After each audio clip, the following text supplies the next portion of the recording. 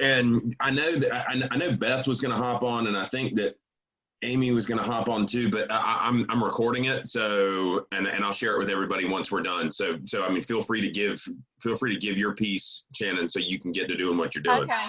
And honestly, you know, things have been so up in the air, but we just got nailed down, and you know this, it's not anything new for you, but our golf tournament is now rescheduled, and I emailed everybody the other day.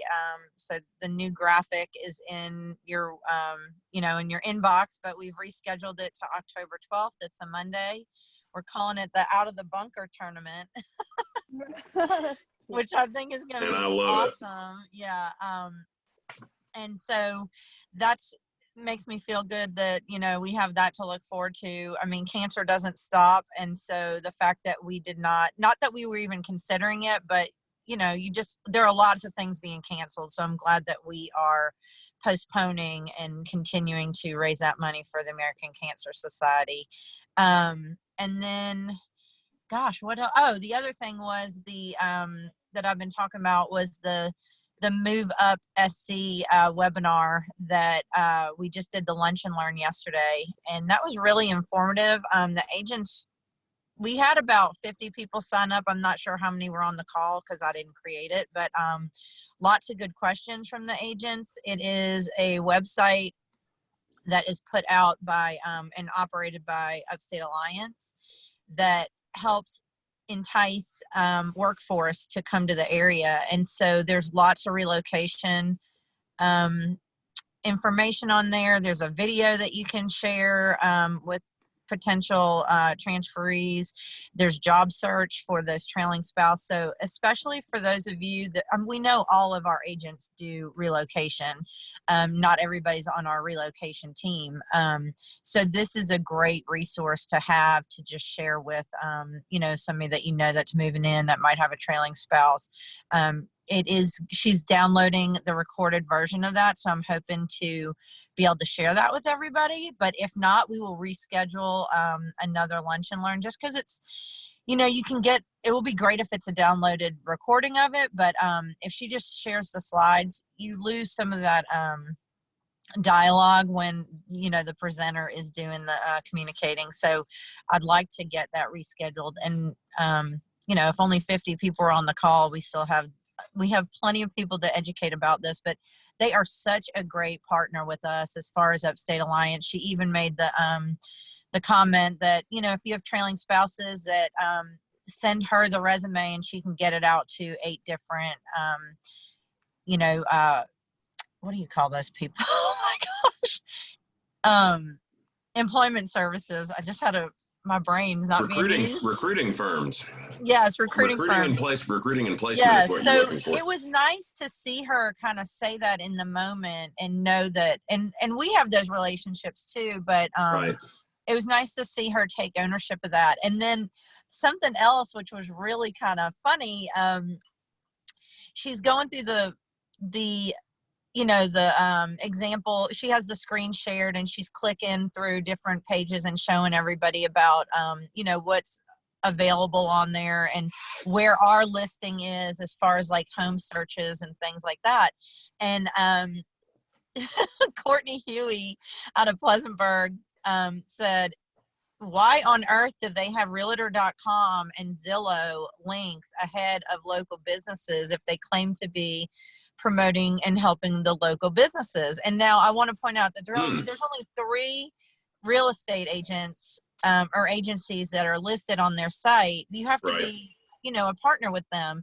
So we're second in line, and realtor.com and Zillow. So she asked the question, and she did a great job of asking the question.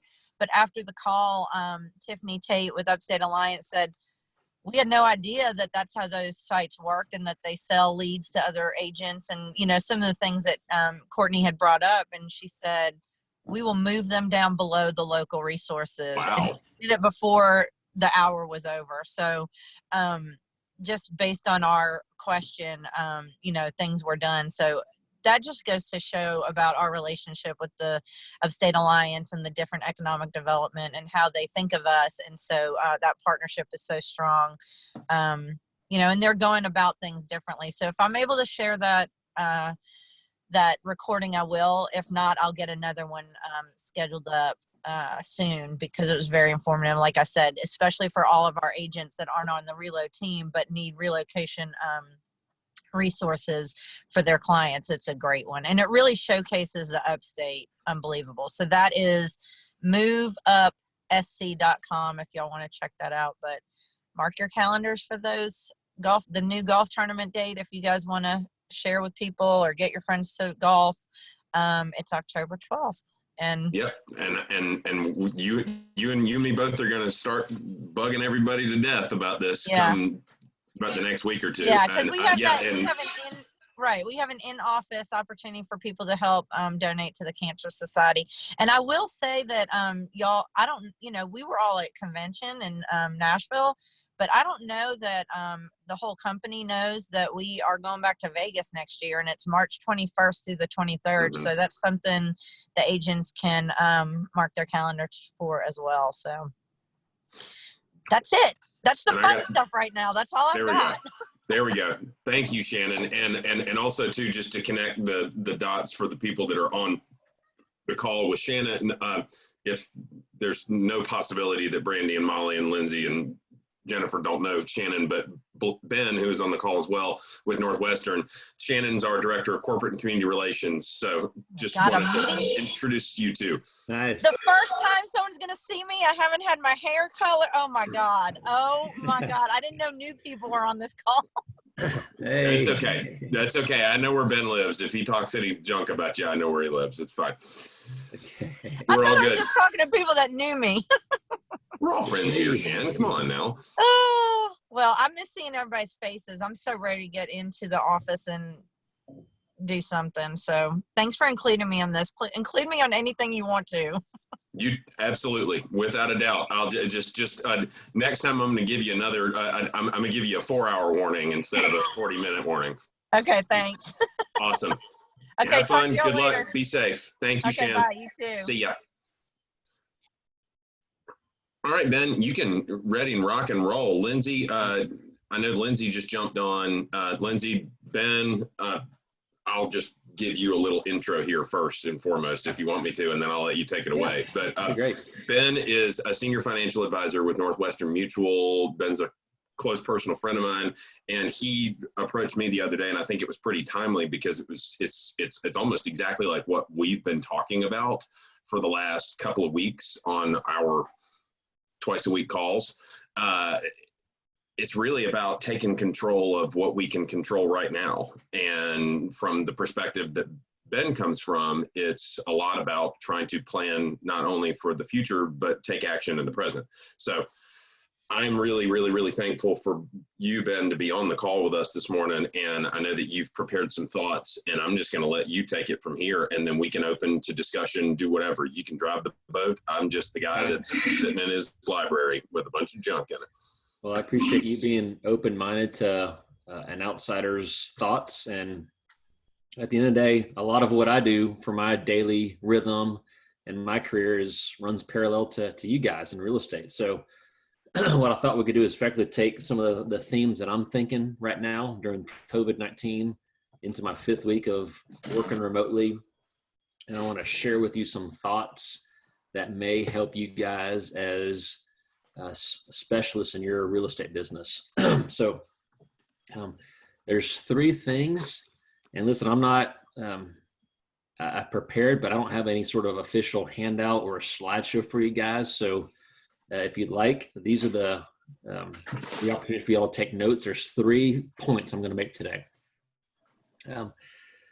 So number 1, if I'm thinking through your shoes right now, and this relates to you guys professionally, but also personally, the number 1 thing that I would think of, and this goes for a lot of your friends and family, disciplined financial management.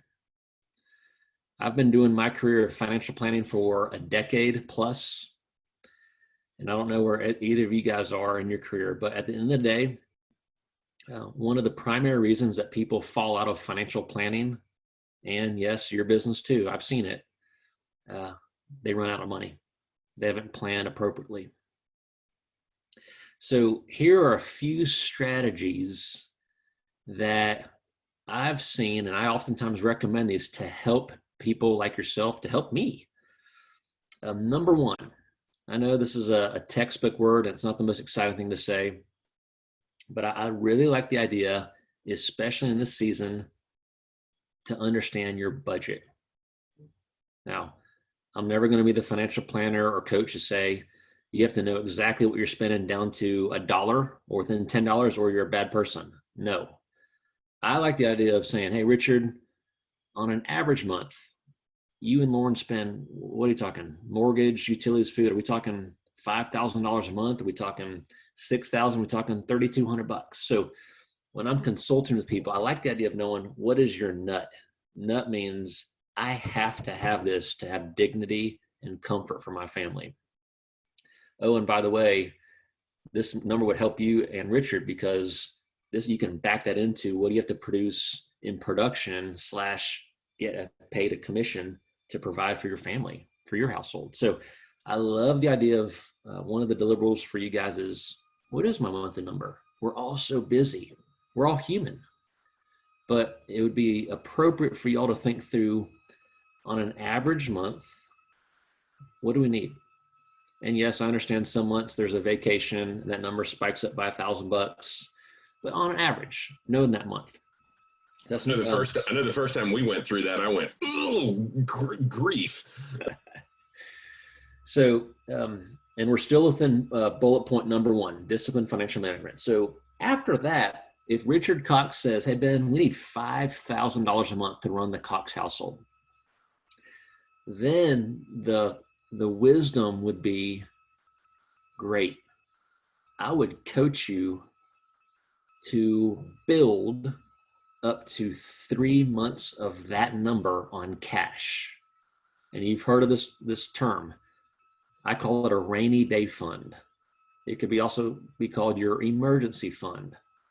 Simply put, it's a savings account that we're working towards to have cash on hand, because what happens if Molly doesn't make a sale for 6 months? I want to make sure that we have cash in a holding tank. It's not in a retirement account. It's not tied up in an investment property. It's just liquid, dry powder for your family, so that if push came to shove, we can run your budget for 3 months plus or minus without having to go into nasty credit card debt. So building up cash, while it's not sexy, it's not going to get paid interest, it's appropriate. Next, and this is your world and this is my world, and it ain't fun. I know Richard's coached you on this before, but you guys get paid commissionable income. That's exciting. Guess what human nature says, Richard? Human nature says, let's go take that $5,000 commission check and go spend it. It's gone in an hour and a half. So, and guess what? I'm human too. I would love to go spend all that money, but in a financial planning strategic mindset, I'm going to coach you guys, if you haven't done this already, to take a segment of those dollars, roughly, 20, maybe 25% off of your commission. And we're going to go hide that from you. I want you to go put that in a separate account like I have. I got a bank account that just simply says taxes, so that you're either going to be in a position next April to pay your taxes, or if you're working with an accountant and you have a track record of a couple years, you can do what some of you are doing. What I do is called quarterly estimates. And so, yeah, this is not fun, but every 3 months you're paying a few $1,000s to the state and federal government to reduce your tax burden, versus just, I don't want to think about it. And you wake up in April, now you owe a lot more. So what's the point? Carve off the top and let's put some money in a strategic account away from human nature. I'll pause there and get anyone's thoughts. Okay. I mean, absolutely, 100%. You are a business owner, and as a business owner, you pay yourself last, right? That's what we have to do. Yeah. And to piggyback on your thought, Ben, I think probably 28% would probably be requisite. Beautiful. Just at least, Hey, yep. at least you're covered. The last point within our segment one is the idea outside of budget, cash, taxes. This is something that I've worked with Richard on. He's been an open-minded person to receive help. But guess what I'm going to introduce to you? I call it risk management. And yes, this is a shameless plug for some of the work we do specifically. Part of the work I do is I ask courageous questions to individuals and families, such as, hey, Richard, what if you didn't make it home tonight? Do you have life insurance in place? What if COVID-19 takes out someone?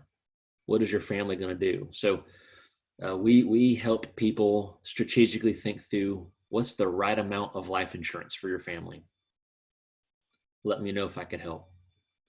Number two, everyone talks about life insurance, which we want you to, but something I had to bring to Richard's attention. He said, wow, that really makes sense. I view any of you on the screen as a money-making machine, because you're working with clients to educate them about real estate so they can make a great decision with their money. And yes, you get paid handsomely. What if I flip that thing on its head and says, you care so much, but you cannot work? And this is called a long-term disability. So if one of you cannot work with your clients, you ain't getting paid. I'm not getting paid if I can't work with my clients. So there's a tool, and yes, I have the SEER leaderboard with the majority of your top 10 at CDN Joiner. They're my clients. They have a tool called long-term supplemental disability insurance. Not fun.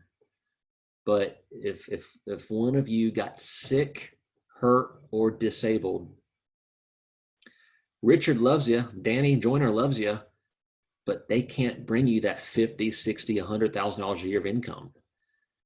They love you, but they can't pay you if you're not making sales for your clients. So there is a strategy that a lot of agents use. It's called disability insurance, which means if I get that phone call after 90 days, not after 9 days, but after 3 months, if you are truly out, then this is an insurance tool that pays you a monthly check for 3, 4, 5, based on how much you can qualify for, really. And it's tax-free income so that you can put that in your bank account and have dignity and pay the bills. And I've seen this before in my 10 years of doing this. Sometimes people get sick. They can't make money. What do? I don't want you going into debt. We don't want you to fight with the credit card companies. So there are strategic mechanisms to pay you comp. I'll move on. That's the nasty but highly appropriate thing we talk about. The last one is buckets. So we've gone through a few buckets already around taxes. What about buckets for your financial future? Richard was joking with me this week about, hey, Ben, wouldn't this be a good time to invest? Yeah. The media, of course, we're seeing it. We see a lot of doom and gloom, and that's not fun. But ultimately, I, along with the majority of my peers in this industry, do believe in the long-term fundamentals of saving money for your future. And so this is actually a good time to be thinking about not tomorrow, but what about in 5, 10, and 20 years? So yes, there are tools that real estate agents use, such as retirement vehicles. You've heard of a SEP IRA. You've heard of mutual funds. You've heard of a Roth IRA. Yes, that is in my wheelhouse. So whether you work with me or any other advisor, this might be a great time for you to start thinking about, you know what? Hey, I just made a nice commission. I've covered my other buckets. What if I put away some money for my financial well-being? The issue is we're all human nature. And if we don't have a job description, like Richard says, we're going to go spend the money. And this story plays out too much in our world today because we're human. We're going to go spend the money And then most people wake up at age 60 and they got to work till 75. Let's not let that be the case for you guys.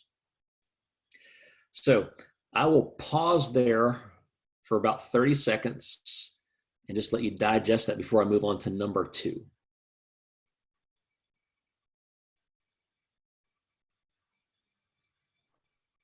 Don't everybody talk at once. Any questions? Yes, no, maybe so. And no problem. I know I'm throwing a lot at you. So I'm going to really, that was part 1. Part 2, and this is where I'm going to get heavy into your business. Richard's taught me a lot. I know a fair amount of your business. Actually grew up in Atlanta. My parents were lifers. In fact, they're still doing it in their 70s. So I grew up around business. And yes, I'm married to one who Richard's trying to actively recruit. Just kidding. Don't blame me for that. Come on now. No. So this is what I've observed. And yes, I'm trying to do the same thing. And I've seen some of Richard's podcasts, so there's going to be some carryover here. What are you doing today purposefully to maximize value? So clearly, you guys get paid for a transaction. You're helping your clients well, you're paid a commission. That's a great thing. It's an honorable profession. But what about the moments when no one's looking? What about the moments when there's not a closing statement, a closing scheduled, and you're not getting a commission? What do you do? So that's why I'm talking about maximizing value. Everyone wants to work when there's a commission on the line, but what are we doing today as real estate advisors to bring value where someone says, you know what, Richard's doing that? He's doing these Facebook shares, or my real estate advisor's doing this, but is he? I don't even know he's getting paid off that. So here's a few thoughts. And again, this is not my expertise. This is you guys. But I love the idea right now to absolutely crush it with your marketing efforts, with updating your clients on market trends and analysis, and working tirelessly for your existing listings and buyers that may be looking right now. So you're not getting paid for that. You are bringing value that may be ultimately, you might not get paid for it, but guess who observes? Your clients, your prospects observes, and of course your peer group and anyone that's in your influence is observing that you are delivering value in this uncertain economic season. Understanding that you're not getting a hard and fast commission off this. So I did the same thing. Before I had a call with you guys today at 9 o'clock, I was speaking with a wonderful woman up in Asheville, and I made a couple recommendations and I didn't make a dime off of it. Her existing advisor got paid handsomely for issuing her a product, but really didn't tie up the loose ends and taught her some of the things that she's missing out on. So I was delivering value. I didn't make a cent on that. And she knew that. Well, at the end of the call, she said, you've shown me enough.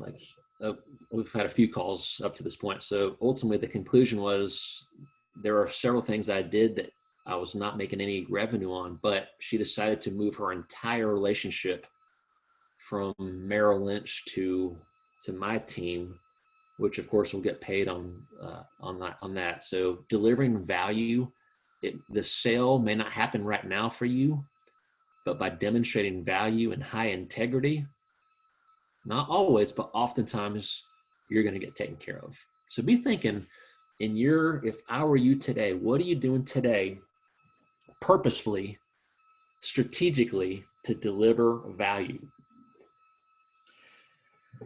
Last one, and bringing us home. And this is what I'm an expert on. This is what all of you guys are really experts on. And this just fires me up because guess what? Most financial advisors and most real estate advisors are not doing this. But Richard, how do you feel about new business development right now in this season? What we do today for the next 30, 60, 90 days determines how and when we get out of this and what it looks like on the flip side. Yeah. 100%. So at the end of the day, human nature says life is very challenging right now. And yes, it is. I don't dispute that. But human nature says we got to hunker down. Oh, and I am a professional, but you know what? Maybe that means I'm just not going to call many people today or this week. All of a sudden you wake up, it's a month from now and you have not made a lot of dials. No one's really heard from you. You haven't done much promotion. But if I'm you, and if your goal is to be a successful real estate advisor, and yes, it's okay to say that you want to make a lot of money by helping people, so do I, then what you do today is going to drive your revenue and production, not today, but in the coming months. So human nature says, let's take it easy. Let me get that extra nap in today. Let me just spend the extra few hours on Facebook and see how everyone else is doing. That's what we want to do.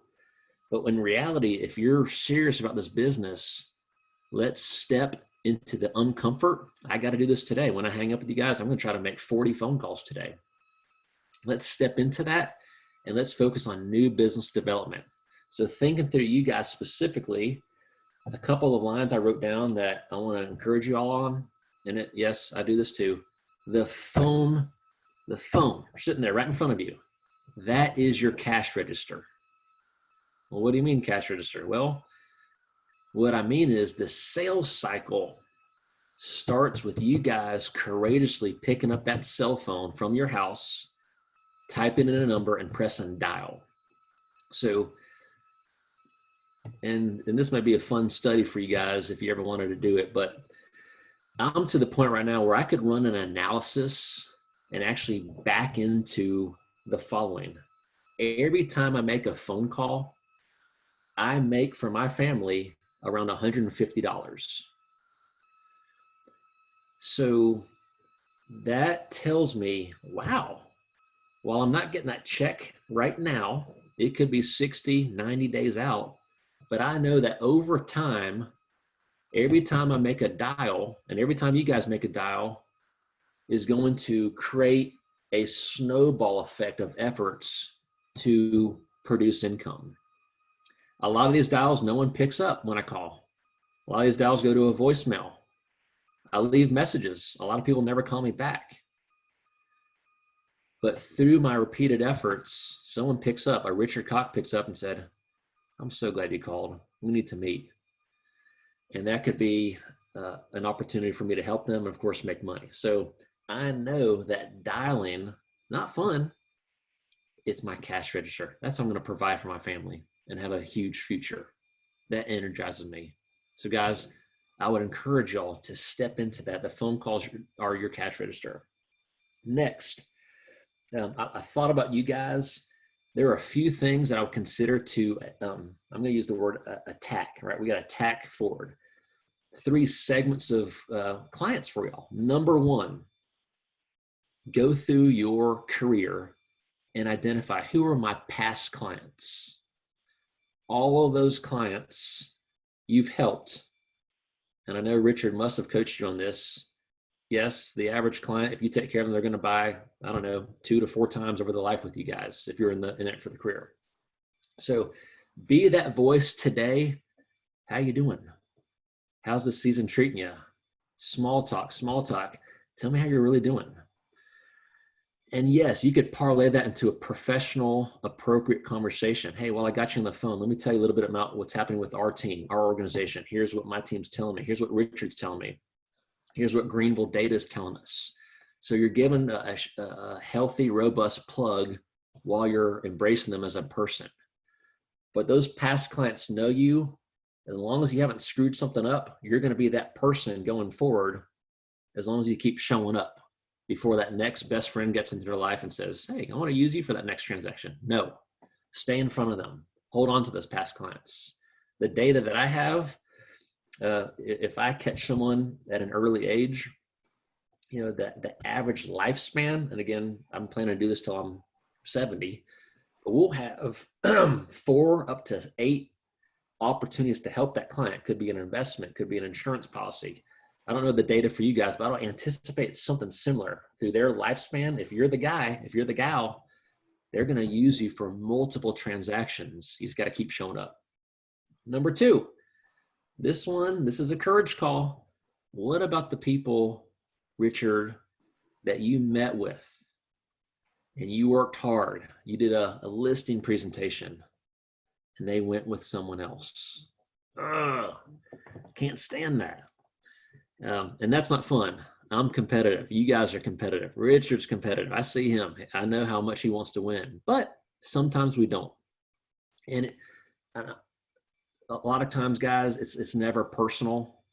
It's rarely personal. Sometimes there's just something else going on. Maybe this your client, this is just someone that they have a different relationship with. Maybe they like them more as a friend. This could be a family member. Maybe that person just had a tighter marketing presentation, a listing presentation. Who knows? And I'm speaking from experience because I've seen this with my parents. I've seen this with my wife. Feelings can get hurt. That ain't fun. So what am I actually telling you to do? It's okay to call them again. Because guess what? You might have lost that listing and it might have sold and that other relationship advisor got paid. But guess what? They may have not heard from that person 4 years later. That real estate advisor may no longer be in the business. That person might have pissed them off at some level. Who knows? But when you call them back, oh, hey, Richard. Wait, Richard never helped me 4 years ago. I actually thought things were awkward between us. No. Call them back. Be that friendly voice. Embrace them. Do the professional plug. And they might say, that was really cool that Richard called me. I'm going to keep him tucked away. In fact, we're actually thinking of buying a house in another year. I might just call him back and use him this time. So courageous, not comfortable, but I would encourage you to think strategically like that. And then lastly, of course, brand new people, brand new clients. We live in a robust marketplace. You guys know the data better than I do. We live in an incredible city. Keep reaching out, and everything that you're doing as a team, everything that Richard's coaching you on, raising your hand for new opportunities, people that are moving here, or friends of your other clients. So there's so many people that just haven't experienced your service and brand yet. You need to keep knocking on doors, not literally, don't go door to door, but you need to go and just demonstrate world-class marketing. You have so many channels. I know you guys have been educated on with Facebook, with Instagram, with the phone, with physical marketing. All that stuff can add value over time and lead to new sales of people that you don't even know today. So let's hit it hard. This is your opportunity to really stand out in this economy and have fun. And it's a lot more fun than just sitting here feeling sorry for us. Let's go to the countercultural. Let's do this thing. That's it, guys. So I'll pause there. Excited to talk to you all. 3 primary things to do: disciplined financial management, maximizing value, and new business development. So I'll pause there for any final thoughts or questions. And thanks, Ben. I appreciate you being here for us this morning. I think you hit the nail on the head there. Insofar as just right now is the time that where service providers are really going to be the determining factor for the economic bounce back. And it's not what we do in 3 months, it's what we do today. So I know that I've been harping on that lately, and I know that probably everybody on this call is getting a little bit tired of us just hitting the hammer on the top of the head, but it's the truth now. I appreciate you sharing your thoughts. Does anybody have any questions for Ben in terms of financial planning, in terms of managing our funds during this time? Any of the things that he touched on, does anybody have any extra thoughts or questions? I'm not travel in Knoxville to go to a place when it's 3 hours. Anybody? No, just thank you for reiterating those things that I think it's important for us to keep hearing, because during this time, not knowing what the future holds, just being conscious and proactive, to your point, Ben, that we don't get into a situation that, we're not in a good place. And after living through one recession, as a reminder, planning is important. Thank you. Yeah, I agree. I think just making sure that we're all keeping this top of mind and striving for not just today, but for the future is stuff that we do need to hear over and over again, Richard. So I appreciate all the time that y'all spend in sharing this information with us. Well, I mean, and I think that Ben's going to reiterate this as well. It's not the big humongous things and the big wins that we experience. It's the little, small, incremental steps that we take on a daily basis consistently that help push us forward. And then 15 years in the future, we reap the rewards of that rather than success, bonk, success, bonk, success, bonk, which is what most people in this industry and in, quite frankly, most entrepreneurs writ large experience throughout their entire lives. I mean, restaurant owners, insurance salesmen, financial planners, I mean, everybody that's in business for themselves is building a business. They go like that. We want to kind of do that. It's not cool, but you get way up here eventually. And that's the goal, because, what we're doing is bigger than us. It's not so I can feel important or so I can drive some fancy car. It's so I can build a life, have a family, take vacations, and actually enjoy the time that I want to spend with the people that I love the most. That's what this is all about. But you don't get there unless you do the stuff, like Ben says, that nobody else sees. Awesome. Well, Richard, Parting thoughts, Ben? Yeah, just encourage you guys. And I actually, Richard, let me ask you this. I see 4 people logged into this meeting. I would assume that there's some people that are not on this call, correct? Correct. Okay. So this is actually my affirmation to you guys. We all have choices. And yes, there could be some other stuff going on, but this is something that Richard put his neck on the line for. He didn't know what I was going to say. And I've invested some good time with you guys. So I know Richard recorded it, but I commend you guys for investing in yourself. This is 40 minutes of your valuable time. So kudos for you guys for being here. And in conclusion, make sure you take this and don't just hear it, but take this, hear it, and apply.